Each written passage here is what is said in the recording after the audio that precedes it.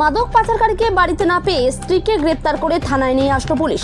বৃহস্পতিবার গোপন খবরের ভিত্তিতে ত্রিপুরা সিপাহীজলা জেলা মেলাঘর থানার police Melaghar Lalmia Chowmuhani water supply সংলগ্ন এলাকার শঙ্কর নম নামে এক মাদক পাচারকারীর বাড়িতে নেশা বিরোধী অভিযান চালিয়ে 1785টি নেশার ইয়াবা ট্যাবলেট এবং প্রায় 1 কেজির কাছাকাছি নিষিদ্ধ শুকনো গাঁজা উদ্ধার করে।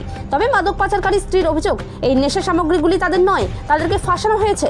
দীর্ঘ বছর ধরে তাদের পাশাপাশি বাড়ির দ্বন্দ্ব চলছে।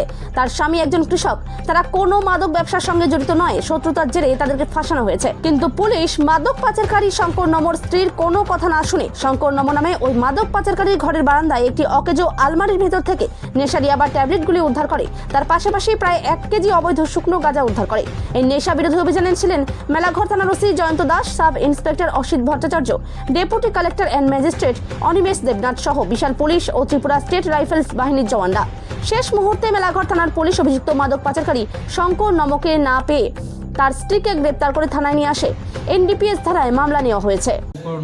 তার বাড়িতে কিছু অবৈধ এনডিপিএস আইটেম থাকতে পারে, এই ধরনের একটা ইনফরমেশন ছিল আমাদের। সেই ইনফরমেশনের ভিত্তিতে আমরা এখান থেকে যাই, সাথে আমাদের এক্সিকিউটিভ ম্যাজিস্ট্রেটকেও নিয়ে যাই, ওয়েট মেশিন এবং অন্যান্য যে অ্যাক্সেসরিজগুলি আছে সেগুলো আমরা নিয়ে যাই, ইনভেস্টিগেশন কিট বক্স। তো এখানে যাওয়ার পরে আমরা যখন ঘরে সার্চ করতে গিয়ে আমরা 1785টা আমরা ইয়াবা ট্যাবলেট পাই এবং প্রায় 1 কেজির মতো আমরা শুকনো গাঁজা পাই। এবং অ্যাকর্ডিংলি আমরা এগুলোকে এনডিপিএসের প্রসিডিউর অনুযায়ী সেইগুলোকে আমরা সিজ করি এবং বাড়ির যে মালিক শঙ্কর দাস তাকে পাওয়া যায়নি।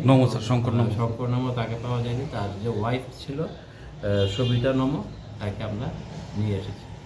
কি বলবো স্যার, এই ধরনের অভিযান আগামী দিনে কি অব্যাহত? আমাদের কাছে যখনই কোনো ইনফরমেশন আসবে এবং আমাদের কাছে যখনই ইনফরমেশন আমরা বিভিন্ন সময় আমরা কালেক্ট করার চেষ্টা করি, সবসময়ই এই ধরনের ইনফরমেশন থাকলেই আমরা ট্রেড করবো এবং আমরা সেগুলো করতে চাই। আপনারা কি কারণে আনছেন দিদি, একটু বলতো কি সমস্যা?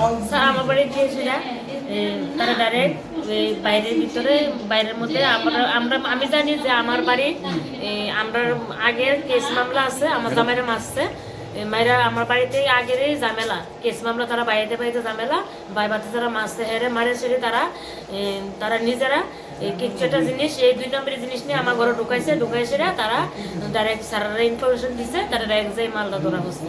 আমার বাড়ির মানুষের ফাঁসেছে। কিতা করতেন স্যার? আপনি কি ব্যবসা করেন? না স্যার, না ব্যবসা জড়িত না স্যার, আমি ব্যবসা কোনো জড়িতই নেই স্যার, এসব আমি দেখছি না কোনো সময়। আপনার স্বামী কি করে?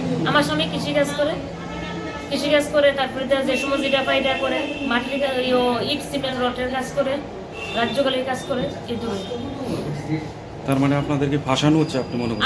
আমার 100% আমার ফাঁসাইছে স্যার, মানে ডাইরেক্ট স্যার এইভাবে ডাইরেক্ট যায় স্যারে, অথচ আমরা তদন্ত করতো স্যারে ডাইরেক্ট যায় আমার সুগাজর ধরছে, সুগাজর ধরে শুক্লা বাড়ি করছে।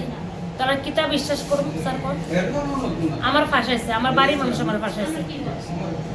আর আমার জামাই পুরা দেহর মধ্যে রড, মানে মাইরি লেছিল, এরা এও চাইতেছে মাইরি লেখতো, যে কোনো ক্রমে পারতেছে না তারা আমার লোক স্যার, এই তারা এরকম করতেছে। যদি আমি পাড়ার মানুষের কেউ দোষে পাশানোর লাগে আমরা এটা গ্যারান্টি।